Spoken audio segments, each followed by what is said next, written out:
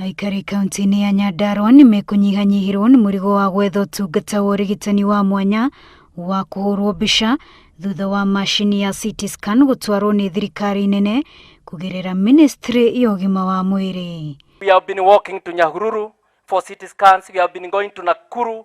We have been going to Naivasha tukoretwo tugitwo maritwa. But now our dignity is restored as the people of Nyandarua. We can be able to get our services from here.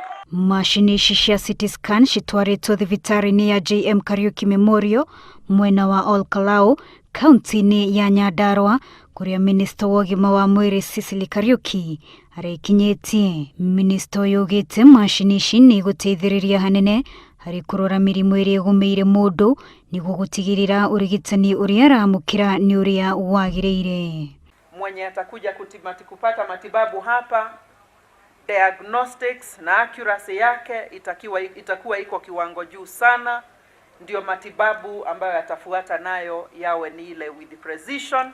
Governor Francis Kimemia augĩte ikinya rĩrĩ nĩ rĩgũteithĩrĩria gũkinyanĩria kĩoneki gĩa thirikari gĩa kũheana ũrigitani mũkinyanĩru kũrĩ Wanjikũ. I'm sure the issue of referring our patients to Nakuru will be a thing of the past.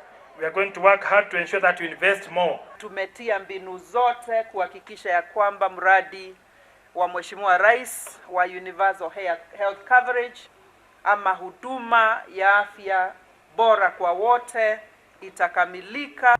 Thirikari ya kaunti ya Nyandarua nĩ igĩte keheri kĩgĩna kĩa mirioni 100 gĩa kwambĩrĩria mĩtaratara ya kũgacĩrithia motungata marĩa maheanagwo kũrĩ arwaru thibitarĩ-inĩ ya JM Kariuki.